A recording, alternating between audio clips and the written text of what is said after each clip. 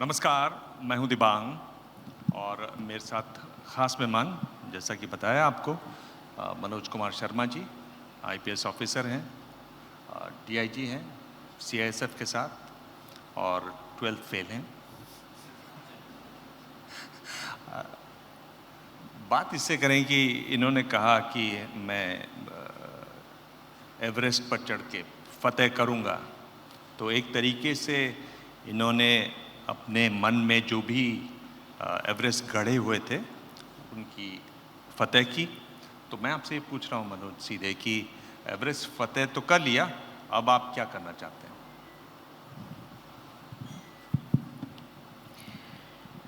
दिबांग जी, हमारे यहाँ हमेशा बोला जाता है कि ऊपर चढ़ना आसान है, पर ऊपर से नीचे आना बहुत 1-2 सेकंड का काम होता है। गलती हुई कि आप नीचे आए, तो मैं धीरे धीरे उतर रहा हूँ, एवरेस्ट से उतर रहा हूँ, अपने काम पर फोकस कर रहा हूँ, जो मेरा काम है, जिस कारण से मैं सर्विस में हूँ। मैं ट्राई कर रहा हूँ कि जो हम लोग एक पुलिस वाले के रूप में काम करते हैं वो काम करूं। तो बहुत आराम से ज़िंदगी चल रही है। लकीली ये एक 3-4 महीने का एक ऐसा टाइम आया था जिसमें लोगों तक 12th फेल गई तो 12th फेल के साथ में मनोज भी गया और विक्रांत मैसी ने जो एक्टिंग की इस मूवी में और विनोद चोपड़ा जी ने जो डायरेक्शन किया, वो सब ऐसा कुछ था रियलिस्टिक कि उससे मुझ पे भी चर्चा हुई। पर हाँ, इस चर्चा के बाद काफ़ी देश में एक ऐसा माहौल बना जिसमें जो बच्चे हैं, जो यंग बच्चे हैं, लड़के लड़कियां, वो आगे कैसे बढ़ सकते हैं, उनको आगे बढ़ाने के लिए हमें क्या उनको सिखाना है, ये चीज़ एक मूवी दे पाई। ये मुझे बड़ी खुशी है क्योंकि हमारे पास में सबसे बड़ी दिक्कत यही हो रही थी कि बच्चों के सामने आदर्श क्या रखें। हम आज़ादी के बाद कैसे उनको बताएं कि भाई आपको मेहनत करनी पड़ेगी। नहीं तो हो ये रहा था कि बच्चे माँ बाप से बोल रहे थे कि आपने मुझे एडमिशन नहीं कराया, आपने वहाँ पैसा खर्च नहीं किया मेरे ऊपर, इसलिए मैं आज ये नहीं कर पाया। हमारे पास बहानों की बहुत सारे बहाने थे। तो इस पिक्चर ने इतना किया कि बहाने बहाने ही होते हैं। अगर आप में ताकत है, दम है, आप लगातार मेहनत करते हैं, तो जीवन में किसी भी उद्देश्य को पाने के लिए आप सफल हो सकते हैं। देखिए, इनकी जो कहानी है बहुत इंस्पायरिंग कहानी है। तो कहानी की शुरुआत में चलते हैं। मैंने पढ़ा कि मुरैना से हैं। मैं गया हूँ भिंड मुरैना और मैंने वहाँ इसलिए गया क्योंकि मैंने 2 बार डॉक्यूमेंट्री बनाई डाकुओं पर। मोहर सिंह, मलखान सिंह, माधो सिंह, फूलन देवी के साथ हमने वहाँ पर शूट किया। और जौरा के हैं ये। जौरा वो जगह है जहाँ पर डाकुओं ने सरेंडर किया था गांधी आश्रम में। वहाँ पर लोग बड़ी बड़ी मूछें रखते हैं और हर कंधे पर आपको एक पचफेरा 5 गोली फायर करने वाली बंदूक दिख जाएगी, नहीं तो कोई ना कोई बंदूक ज़रूर दिखती है। वहाँ से आप निकल कर आए और मतलब आपको तो बागियों को तो पुलिस के दूसरे तरफ होना चाहिए, आप इस तरफ कैसे कूदे? क्या कैसा हुआ ये? आपने कितना सही शब्द यूज़ किया, पचपेरा। बहुत कम सुनने को मिलता है हमको बाहर। हमारे पास 2 तरह की बंदूकें बहुत होती हैं, पचपेरा, एक दुनाली। दुनाली जैसे 2 गोलियां चलती हैं, पचपेरा ऐसे 5 गोलियां चलती हैं। तो हमारी भिंड मुरैना का जो कल्चर है चंबल का, वो कल्चर में बंदूक होना और बाकी हथियार होना बहुत बहुत ईजी माना जाता है और हमारे यहाँ इन सब चीज़ों को ताकत का और अंदेशा माना जाता है। दरअसल इसके पीछे का कारण ये है कि जब जब भी भारत पर आक्रमण हुए, तो जैसा कि आप जानते हैं सब नॉर्थ से हुए, और जब जब भी ये सब आक्रमण होते थे तब ये जो बेल्ट है मुरैना, भिंड, ग्वालियर, मथुरा तक का ये जो एरिया है, वो हमेशा इस रिवोल्ट के सामने खड़ा हुआ। तो जब खड़ा हुआ, बार बार लड़ना पड़ता था, तो लोगों ने हथियार रखना शुरू किए अपनी आत्म सुरक्षा के लिए। पर धीरे धीरे क्या हुआ, जब आज़ाद हुए हम लोग और उसके बाद धीरे धीरे पिक्चर बनना शुरू हुई और हमारे गांव को, हमारे चंबल को लोगों ने डकैत से जोड़ दिया, डाकुओं से जोड़ दिया कि यहाँ डकैती हो सकते हैं। तो ये दर्द मेरे पास काफ़ी सालों तक रहा है कि हम मुरैना भिंड डकैत नहीं हैं, बेसिकली हम बागी हैं। डकैत और बागी के बीच में बड़ा अंतर है। बागी वो होता है जो बगावत करता है सिस्टम से, हम सिस्टम से बगावत करने वाले लोग हैं। और इसीलिए मेरे मन में बहुत सालों से ये इच्छा थी कि इस डाकू वाली ज़िंदगी को हटा करके मैं ये दिखा पाऊँ कि ये जो एरिया है वो एरिया बेसिकली उन लोगों का है जो मेहनत करते हैं, आगे बढ़ते हैं। इसलिए डाकू का नाम हटाइए, आप जैसा बता रहे हैं कि जौरा में मेरे गांव से 4-5 किलोमीटर दूर मेरा जौरा है, जहां दिबांग जी ने बात की। वो जगह थी जहां डाकुओं ने सरेंडर किया। वो जगह थी जहां पूरे दुनिया के सबसे बड़े बड़े लोग, सर्वोदयी नेता आए, विनोबा भावे जी आए, जयप्रकाश नारायण जी आए, सुब्बा राव जी आए। इन लोगों ने वहाँ पर सरेंडर किया और एक ऐसी प्यारी गांधी आश्रम बनाया। उसके बाद वहाँ के बच्चों में एक नई चेतना आई। मैं खुद उससे जुड़ा, मैं खुद उनकी यात्राओं में गया, खुद मैंने देखा। सुब्बा राव जी तो इतने बड़े गांधीवादी नेता थे कि 97 ईयर की एज में पिछले साल उनकी डेथ हुई है। और वो मुंबई जब भी आते थे तो अभी भी वो हाफ पैंट पहन करके, एक हाथ में झूला लटका करके मेरे पास ही आते थे, मेरे घर ही रुकते थे। तो मेरा बोलना ये है कि चंबल अकेला सिर्फ डाकू नहीं है, चंबल कुछ और है। हाँ, एक चंबल की खासियत ये है कि जो वो करना चाहता है वो जिद्दी है। उसको आप अच्छी जिद बना दीजिए। मान लीजिए कि आप बंदूकों की भाषा बात करते हैं, मान लीजिए वहाँ पर एक राइफल क्लब बना दीजिए, मान लीजिए शूटिंग के लिए कोई अच्छी शूटिंग रेंज बना दीजिए, तो वो तब्दील हो जाएगा, वहाँ पे लोग उसमें चले जाएंगे। फिर आप वहाँ से आप गए ग्वालियर? हाँ, तो मेरा सफ़र ऐसा था कि मैं जब गांव में था तब मैं चाहता था कि उतना ही मेरा विजन था कि 12th पास हो जाए, अच्छे नंबरों से हो जाए और मैं कुछ टाइपिंग वगैरह सीख लूँ, तो मैं कहीं ना कहीं चिपक जाऊँगा, कहीं लग जाऊँगा। मेरे घर की स्थिति ऐसी थी नहीं कि मैं अफोर्ड कर सकता। मैं चाहता था कि घर वालों के गाँव में कुछ थोड़ा बहुत हेल्प कर पाऊँ। तो 12th में जब और 12th तो आप फेल हो गए? हाँ, एग्ज़ाम देने गया तो फेल हो गया। और फेल हो जाने के बाद समझ में आया कि ये फेल मैं क्यों हुआ हूँ, क्योंकि नकल नहीं चली। नकल नहीं चली? हाँ, क्योंकि हमारे यहाँ सामूहिक नकल करने का सिस्टम था। टीचर आते थे, बोर्ड पे लिखाते थे और हम सब लोग उसको टीप देते थे और टीप करके हम सब लोग परसेंटेज में अपने हिसाब से पास होते थे और कोशिश करते थे कुछ नौकरी लग जाए, कुछ काम धंधा हो जाए, कुछ शुरू करें। लेकिन उस साल क्या हुआ कि एक ऐसे व्यक्ति ऑफिसर के बन के रूप में आए जिन्होंने कि नकल नहीं होने देने का बीड़ा उठाया था और वो हमारे स्कूल में आके बैठ गए, नकल नहीं होने दूंगा। और सच में नकल नहीं हुई। तो मेरे दिमाग में ये बात गई कि हमारे उस बच्चे के लिए जो 12th में पढ़ रहा है, जो गरीब घर से है, उसके लिए सबसे बड़ा आदमी प्रिंसिपल होता है। और प्रिंसिपल हाथ जोड़ रहा है उनके सामने बार बार जा करके, नहीं नहीं रुको, आप खाना लाते हैं, चाय लाते हैं। तो उसने कहा नहीं, नकल होगी ही नहीं। तो मुझे ये लगा कि यार ये इतना बड़ा आदमी कौन है ये, और अगर इतना बड़ा आदमी है जिसके सामने सिस्टम ऐसे फैला हुआ है, बैठा हुआ है, तो ऐसा क्यों नहीं बन सकते हम। तो मुझे लगता है कि वो एक चीज़ मेरे अंदर रह गई। और जब मैंने उनसे बात की, चर्चाएं हुई, तो मुझे समझ में आया कि ऐसा बनने के लिए बेस्ट तरीका ये है कि आपको बहुत मेहनत करनी पड़ेगी, ये चीटिंग छोड़नी पड़ेगी, नकल छोड़नी पड़ेगी। और आप नकल छोड़ेंगे, चीटिंग छोड़ेंगे तो लाइफ में आप आगे बढ़ सकते हैं। और ये सोच करके फिर मैं ग्वालियर आया। और ग्वालियर में आपकी एक बहुत अच्छी मुलाकात हुई आपके ऐसे दोस्त की जिन्होंने फिर वो किताब लिखी है आपके ऊपर। हाँ, लेकिन वो जो किताब है वो आपकी स्ट्रगल की रही। ऐसे कौन से पड़ाव हैं स्ट्रगल के जो आपके ध्यान में आते हैं, रहते हैं? और चूंकि अब फिल्म आ गई है, लोगों ने फिल्म देखी है, तो उसमें उनकी बात हुई उस स्ट्रगल की। मैं ग्वालियर में आने के बाद मेरा एक अच्छा दोस्त बना अनुराग पाठक। अनुराग पाठक ने मुझे इतनी हेल्प की कि दोस्ती की परिभाषा ही थोड़ी अलग हो जाती है। उसने मुझे साथ रखा, मेरे साथ खाना दिया, मेरे को कपड़े दिए, मेरे को अपने साथ में हर समय साथ लेके जाता था। अपने पर्स को मुझे देता था, रख ले तू, बाद में मुझसे पैसे मांगता था कि चाउमीन के लिए दे रहा है कि 8 रुपये की चाउमीन हाफ आती थी उस समय। तो वो ऐसा दोस्त था जो प्यारे दोस्त होते हैं। और मुझे पूरा यकीन है कि हमारी सबकी ज़िंदगी में कोई ना कोई दोस्त ऐसा होता है। हम भले ही भूल जाएं, लेकिन वो कोई ना कोई ऐसा होता है जो हमारे लिए कुछ ना कुछ करता है। वो जब मेरे साथ था तब उसने मेरी काफ़ी हेल्प की। पर चूंकि वो भी ऐसा नहीं था कि हेल्प पूरी कर पाए, तो फिर मुझे ऐसे कुछ स्ट्रगल में काम करने पड़े, जो काम ऐसे थे जिनके सहारे मैं आगे बढ़ सकता था। जैसे मैं जब गांव से शहर आया था तो गांव में मैंने टेम्पू चलाया था। टेम्पू चलाने के बाद मैं जब यहाँ आया तो मुझे समझ में आया कि मुझे किसी भी हालत में लाइब्रेरी में एक काम मिला जहाँ मेरे को 350 रुपये मिलते थे। लाइब्रेरी के काम में मुझे फ़ायदा ये हुआ कि मैं प्यून ज़रूर था वहाँ पर, लेकिन किताबें बहुत पढ़ने को मिली। मैं जानता भी नहीं था कि मैक्सिम गोर्की कौन है, ये अब्राहम लिंकन कौन है, मैं महात्मा गांधी के बारे में पढ़ पाया, मैं अम्बेडकर के जी के बारे में पढ़ पाया, ऐसे ऐसे बहुत सारे लोगों के बारे में पढ़ पाया जो मेरे लिए तिलिस्म था। मुझे पता ही नहीं था कि ये सब लोग इतना आगे कैसे बढ़े हैं। और मैंने एक बात महसूस की कि जितना जो आदमी आगे बढ़ा है वो उतना ही ज़्यादा ईमानदार, सरल और छोटे घरों से आया है। तो मुझे लगता था कि मैं क्यों नहीं कर सकता ऐसा, अगर वो कर सकते हैं तो।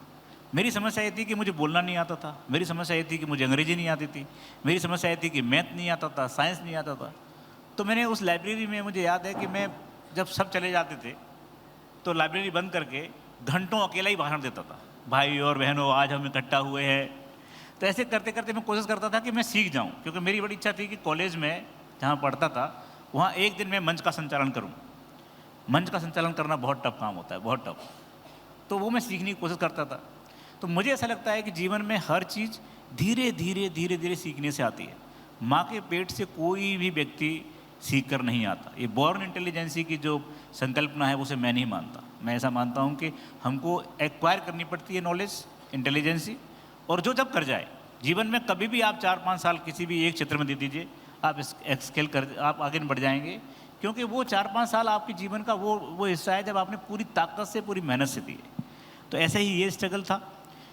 यहाँ एक ऐसी दिक्कत आई इस लाइब्रेरी में कि मुझे थोड़ा ऐसा बताया गया कि मैंने एक जगह पे जब पेपर रद्दी बेच रहा हूँ तो मैं पैसे ज़्यादा में बेच दिया, कम मैंने पैसे दिए, ऐसा उनका आरोप था। तो मैंने लाइब्रेरी छोड़ दी, क्योंकि मुझे लगा कि आप, मेरा ऐसा बोलना है कि स्वाभिमान की रक्षा हम लोगों को सब कुछ हार के करना चाहिए। मुझे लगा कि मेरा स्वाभिमान हाथ हो रहा है, तो लाइब्रेरी छोड़ी मैंने। उसके बाद मैं आटा चक्की पे आटा पीसने का काम करता था। आटा चक्की पे आटा पीसने में मैं घंटों आटा पीसता था। वो मेरे लाइफ का बड़ा स्ट्रगल वाला दौर था, जहाँ पर कि मुझे लगता है कि मुझे ये ताकत महसूस हुई। इस पिक्चर में एक बड़ा अच्छा एक डायलॉग है जो मुझे बड़ा पसंद है बहुत ज़्यादा, कि समस्या बाहर का अंधेरा नहीं है, समस्या अंदर का अंधेरा है। हमारे अंदर जो अंधेरा है ना, उससे लड़ने की एक ही तरीका हो सकता है, और वो ये है कि हम बाहर से नहीं डरें, अंदर अपने आप को मजबूत कर लेंगे तो फिर अपने आप सब ठीक होता जाता है। ये स्ट्रगल का दौर था। फिर उसके बाद एक और स्ट्रगल का दौर आया मेरी लाइफ में। वो ये था कि मुझे मालूम चला दिल्ली में कि मुखर्जी नगर के इलाके में, जहाँ हम लोग सब तैयारी करने पढ़ने जाते हैं, कि वहाँ पर डॉग वॉकिंग की जा सकती है। कई ऐसे घर थे जिनके बच्चे बाहर हैं या कोई और बाहर है, तो डॉग रखे हुए हैं घर में, बंदे हैं, उनको पोटी शोटी कराने के लिए जगह नहीं है, टाइम नहीं है। तो मुझे लगा ये सबसे बेस्ट तरीका है कि मैं कुछ डॉग ले लूँ और लेकर के घुमा कर 1-2 घंटे लेके आ जाऊँ और उसको ला दूँ। तो वो मैं करने लगा। मुझे एक कुत्ते का, एक डॉग का 400 रुपये मिलता था। 400 रुपये? 400 रुपये पर कुत्ता। ऐसे 4 कुत्ते भी आपके पास आ गए तो आप 1600 रुपये में आप जी खा सकते हैं, रह सकते हैं। तो वो मैंने किया। और उस दौर में जब मैं कर रहा था, तब एक लड़की थी दिल्ली में, श्रद्धा, जिसके साथ में मैं थोड़ा ज़्यादा कंफर्टेबल महसूस करता था, और मुझे लगता था कि ये वो लड़की है, जैसी लड़कियाँ आपके जीवन में आ जाएं तो आपका जीवन बहुत आगे निकल जाता है। पर मेरी दिक्कत थी कि उसको ये नहीं मालूम चलना चाहिए कि ये कुत्ता घूमने का काम करता है, क्योंकि अगर ऐसा होगा तो कहीं ऐसा ना हो जाए बोले कि यार छोड़ो, ये लड़का किसी काम का नहीं है। पर मुझे आश्चर्य तब हुआ जब एक दिन उसे मालूम चल गया और उसने कहा, करे मुझे डॉग बहुत अच्छे लगते हैं, मैं भी चलूँगी तुम्हारे साथ। तो मेरा बोलना ये है कि इस दुनिया में आपको अगर आप आँख खोल के रखेंगे तो इतने प्यारे प्यारे लोग हैं, इतने अच्छे अच्छे लोग हैं जो आपके स्ट्रगल में कहाँ खड़े हो जाएंगे पता भी नहीं चलता। दिव्यांग जी, आप विश्वास नहीं करेंगे, मेरी पूरी लाइफ की कहानी इस बात को लेकर है कि समाज में लोग भरे पड़े हुए हैं, अच्छे लोग। मेरी फीस किसी ने भरी कभी, मेरे को कई मकान मालिकों ने मुझसे किराया नहीं लिया। कई ऐसे लोग जो जीवन में मेरे लिए खड़े हो गए, गौरी भैया जैसे लोग, जिन्होंने कहा कि नहीं तुम हो ना यार। क्योंकि सबके दिमाग में एक बात थी। अभी एक जस्ट अभी कुछ देर पहले यहाँ पर एक सेशन चल रहा था, उसमें बड़ी प्यारी लाइन आई थी, भेड़ बकरियाँ। हम जितने भी गांव के बच्चे हैं, गांव के लड़के लड़कियाँ हैं, वो भेड़ बकरियों की तरह चल रहे हैं। और भेड़ बकरियों में से जब एक की जीत होती है तो सबकी जीत होती है, क्योंकि आशा बनने लगती है। तो मैं ऐसा मानता हूँ कि इस स्ट्रगल ने, मेरे स्ट्रगल ने, और इस स्ट्रगल को बड़े पर्दे पे आने में एक लोगों के अंदर एक आशा का निर्माण किया है। आप जब दिल्ली आए, यूपीएससी की तैयारी करने लगे, तब आपकी मुलाकात हुई एक तरीके से आपके गुरु, आपके भाई, आपके बड़े अच्छे दोस्त विकास दिव्य कीर्ति जी से। उन्होंने आपकी कहाँ तक मदद की? वो मदद कैसी रही? कैसे आप उन दिनों को याद करते हैं? विकास दिव्य कीर्ति सर से मेरी जो मुलाकात हुई थी वो क्लासेस में हुई थी। पर वो एक ऐसे व्यक्तित्व हैं जिनके बारे में जितना बोला जाए कम है, तो पूरा हिंदुस्तान जानता है उनको। लेकिन वो, मैं बात बता रहा हूँ आज से करीब करीब 20-22 साल पुरानी, जब वो खुद ही भी इस्टेब्लिश हो रहे थे, तब भी उन्होंने मेरी मदद की हर तरीके से। वो दौर था जब मैं चाहता था कि कोई एक आदमी ऐसा मिल जाए जो कि ये कह पाए कि यार ताकत है तेरे अंदर, दम है तेरे अंदर। क्योंकि उस समय ना बड़ी दिक्कत होती है, कोई मानने के लिए तैयार ही नहीं होता आपके अंदर क्षमता है कि नहीं है। तो सर ने क्लासरूम में एक बार बोला था कि ये कौन लड़का है, बड़ा अच्छा लिखता है, इस लड़के को मुझे लगता है कि ज़रूर बनेगा। और वो जो सब थे वो इतने ज़्यादा मोटिवेट करने वाले थे मुझे कि उसके बाद लगातार मैं आगे बढ़ता चला गया। सर ने हमेशा अपने पीठ पर हाथ रखा मेरे, और आज भी मेरे लिए वो उतने ही ज़्यादा मार्गदर्शक गुरु हैं। आज भी मैं किसी भी दौर में कभी भी कोई भी सलाह लेता हूँ उनसे ही लेता हूँ, क्योंकि मुझे ऐसा लगता है कि उनका विश्वास मुझ पर बहुत है। और जो ईमानदारी और ऑनेस्टी का जो मैंने एक शपथ ली है, उस शपथ में मुझे ऐसे लोगों की बड़ी ज़रूरत पड़ती है जो मेरे जैसे हों। क्योंकि मुझे ऐसा लगता है कि दुनिया में जो अच्छे लोग हैं, जो ईमानदार लोग हैं, जो सच्चे लोग हैं, उनको इकट्ठा होना चाहिए, उनको एक दूसरे से बात करना चाहिए, मिलना चाहिए, जुड़ना चाहिए, ताकत बढ़ती है एक दूसरे की। नहीं तो क्या होता है कि जो खराब लोग हैं इकट्ठे हो जाते हैं और उसके बाद आपको परेशान करते हैं, और आप इतने ज़्यादा अलग अलग दुनिया में जी रहे हैं। क्योंकि प्रॉब्लम क्या है, ईमानदार आदमी के साथ एक बड़ी प्रॉब्लम है, बेसिक प्रॉब्लम है, वो ईगोइस्टिक है। उसको लगता है मुझसे ईमानदार कोई हो ही नहीं सकता, मैं हूँ ना यार।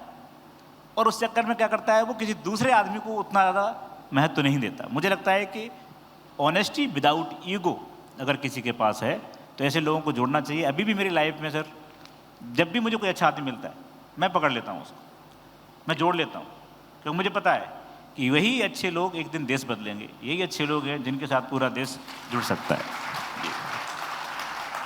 और फिर यूपीएससी का आपका इंटरव्यू हुआ। आपने पहले बताया कि आपका अंग्रेज़ी में थोड़ा हाथ तंग था जिसको बोलते हैं, और आप तो एक ऐसे भी लिख के आए बहुत ज़ोरदार, वो बड़ा मज़ेदार वाक़या हुआ, उसके बारे में बताएं। और एक यूपीएससी में जो आपसे सवाल पूछे गए अंग्रेज़ी को लेकर, आईआईटी आईआईएम के स्टूडेंट्स को लेकर, वो बताइए, वो बहुत इंस्पायरिंग है। जो भी बच्चा गांव से आया है या छोटे शहर से आया है, उसकी बड़ी समस्या है अंग्रेजी, इंग्लिश। और वो समस्या हम लोग समझने के लिए तैयार नहीं है। अंग्रेजी नहीं पढ़ाई जाती वहाँ पर, नहीं है कॉन्वेंट स्कूल। अगर कॉन्वेंट स्कूल नहीं है तो उसको जो भाषा आती है वो उसकी हिंदी है, रीजनल लैंग्वेज जो है उसमें कंफर्टेबल है वो। मेरे साथ भी सेम ऐसा ही था।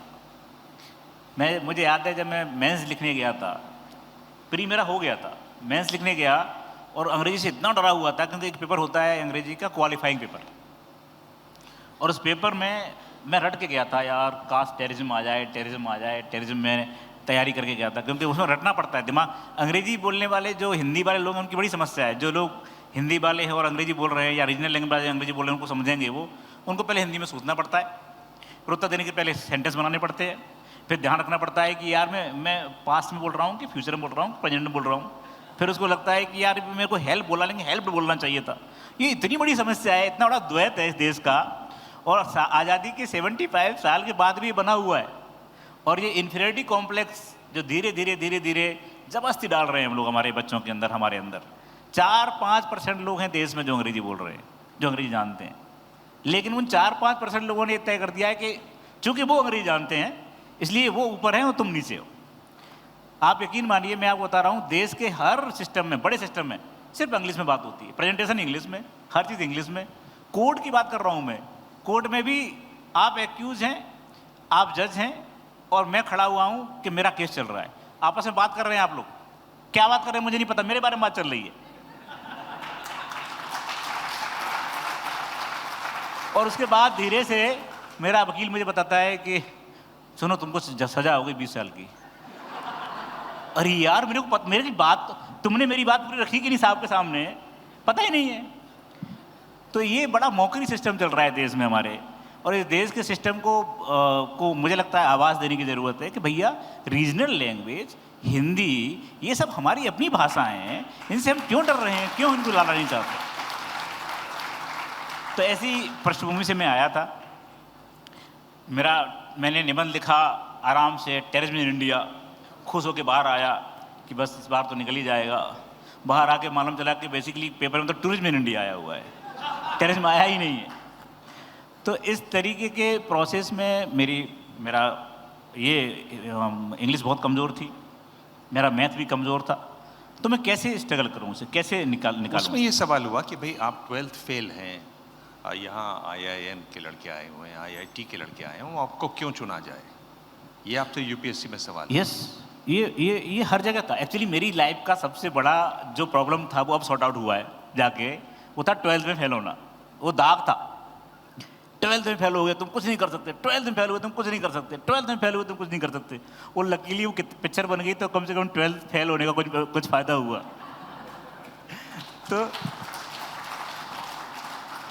तो ये था कि मुझे यही पूछा जा रहा था कि भाई यहाँ पर आपको इंग्लिश नहीं आती, आप कैसे प्रशासन चलाएंगे, कैसे सिस्टम बनाएंगे, तो आपको हम क्यों लें। तो मैंने उनको ये समझाया था इंटरव्यू में कि अगर इस गिलास में पानी महत्वपूर्ण है, ये स्टील का गिलास है या कांच का गिलास से क्या अंतर पड़ने वाला है। पानी सही होना चाहिए, साफ होना चाहिए। वैसी भाषा कोई भी रहे, मेरे विचार ठीक होना चाहिए, वो देखिए आप। ऐसे ही एक मुद्दा ये था कि भाई IIM के बच्चे, IIT के बच्चे, वो योग्य बच्चे हैं, वो अगर इतने योग्य हैं तो हम आपको क्यों लें। तो मेरा इसमें ऐसा बोलना है कि देखिए, इस देश में तुलना अगर किसी को करना है तो संसाधनों को लेके कीजिए आप। मेरा बेटा अभी मुंबई में पढ़ता है, बेहतरीन इस कॉन्वेंट स्कूल में पढ़ता है। उसको दिक्कत हिंदी है, इंग्लिश नहीं है। वो हिंदी में नंबर कम आते हैं, इंग्लिश में बहुत नंबर आते हैं। क्योंकि उसका कारण है कि उसको बचपन से वही सब मिल रहा है। एक बच्चा मेरे गांव का दोस्त है राकेश, उसका बच्चा नहीं पढ़ पाता। तो मेरा बोलना ये है कि आप संसाधनों को बराबर लाइए, या तो फिर आप बराबरी कीजिए, और नहीं है तो आप ये देखिए कि कौन कहाँ से आ रहा है। मैं अपने गांव से, चंबल के उस बिलगांव गांव से अगर इंटरव्यू देने तक आया हूँ, यहाँ तक आया हूँ, इसका मतलब ये है कि मैं नंगे पैर आया हूँ ना, मैं चप्पल पहन के नहीं आया हूँ, मेरे को सुविधाओं से नहीं आया हूँ। मैं एक आखिरी सवाल मैं आपसे पूछूं कि किताब आ गई, आपकी फिल्म आ गई, क्या मिला आपको इन दोनों से, किताब से, फिल्म से? मुझे पर्सनली पूछा जाए तो पर्सनली कुछ नहीं मिला क्योंकि न मैं कभी किसी से कुछ पैसा लेता हूँ, न मैंने कभी किसी तरह का कोई लाभ लेने की कोशिश की है। मैं विशुद्ध ईमानदार व्यक्ति हूँ। जैसे सिलेक्शन के समय था वैसा आज भी हूँ। मेरी वाइफ वैसी ही है। मैंने और मेरी वाइफ ने जब तैयारी कर रहे थे तब उस समय तय किया था कि हम डायमंड और ज्वेलरी नहीं पहनेंगे। उसने आज तक नहीं पहनी है, तो पैसा खर्च होता नहीं है कहीं भी। तो ये जो गिफ्ट सिस्टम है, एनिवर्सरी पे गिफ्ट, बर्थडे पे गिफ्ट, वो हमारे यहाँ नहीं है। हमारे यहाँ अगर गिफ्ट देना है तो लिख के देते हैं कुछ एक दूसरे को, तो वहाँ जा कर के दुकान में जाना नहीं पड़ता। तो मुझे ऐसा लाभ मुझे जो है ना वो ये है कि मेरे अंदर की जो बातें थी, जो ये देश को मैं देना चाहता था, वो आप लोगों के सामने आई हैं। सामने एक पिक्चर के माध्यम से आई हैं, मूवी के माध्यम से आई हैं, किताब के माध्यम से आई हैं। तो उसमें से अगर आप कुछ लेना चाहते हैं तो ले सकते हैं। मुझे खुशी तब होती है, जो मुझे मिला है वो ये मिला है कि कोई स्कूल के इतने सारे लेटर बच्चे 8वीं 9वीं 10वीं के मेरे पास भेजते हैं, जिसमें लिखा रहता है कि हम आपको जैसा बनना चाहते हैं, हम आपको अच्छा ईमानदार बनना चाहते हैं, सच्चे बनना चाहते हैं। वो मेरे लिए ज्ञान है। अगर कोई बेटा फ़ोन करता है मुझे कि यार मेरे ना पिताजी ने बहुत स्ट्रगल किया था, वो बोलते थे कि मैं 20-20 22-22 किलोमीटर साइकिल चलाता था, लेकिन समझ में नहीं आता था। ये पिक्चर देख के समझ में आया और मैंने अपने फादर को जाके हक किया। वो मिला मुझे कि मैं इस पिक्चर के माध्यम से विनोद चोपड़ा जी के कारण, नहीं तो इतनी सारी कहानियाँ भरी पड़ी हुई हैं, कौन किसकी कहानी कहाँ कहने वाला है, कौन मिलता है किसी कहानी कहने के लिए। हर एक दुनिया में कहानी है, क्योंकि ये कहानी स्पेशल कहानी नहीं है, ये साधारण कहानी है। एक ऐसे बच्चे की कहानी है जो गली मोहल्ले गांव सब जगह मिल जाएगा आपको। आप क्या सोचते हैं सर? अगर मुझे याद है कि जब किताब आई थी तो मैं आपसे एक कोटेशन चाहता था, बहुत पहले। मैं सर को बहुत सालों से जानता हूँ। बहुत सालों से पढ़ता हूँ, 100 सालों से इनके बारे में टीवी पे डिबेट देखता हूँ। तो मेरी इच्छा थी कि मेरी किताब पे एक कोड आ जाए, साहब किया जाए, दिव्यांग साहब कुछ लिख दें एक लाइन। तो मैं हमारे यहाँ के जो मुंबई के जो दोस्त हैं मेरे एबीपी वाले, उनसे बोला, मैंने दीक्षित जी को बोला, विकास भदौरिया को बोला, आपने मुझे वो लाइन दी, मेरे लिए कितनी कीमती थी आपको पता नहीं है, वो मेरे लिए कितना महत्वपूर्ण चीज़ थी।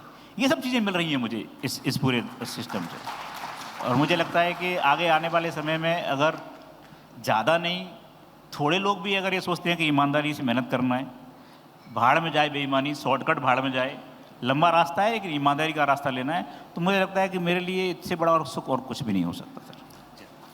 तो मैसेज साफ है कि मेहनत कीजिए, और मैसेज ये कतई नहीं है कि एक बार आप लोग 12th में फेल हुई तब आगे मेहनत कीजिए। 12th में फेल ये हो चुके हैं, वो कहानी हो चुकी है। मनोज जी बहुत बहुत धन्यवाद, आपने इतना समय दिया। Thank you so much. Thank you very much. Ideas of India, ये है Ideas of India। ABP Networks, Ideas of India।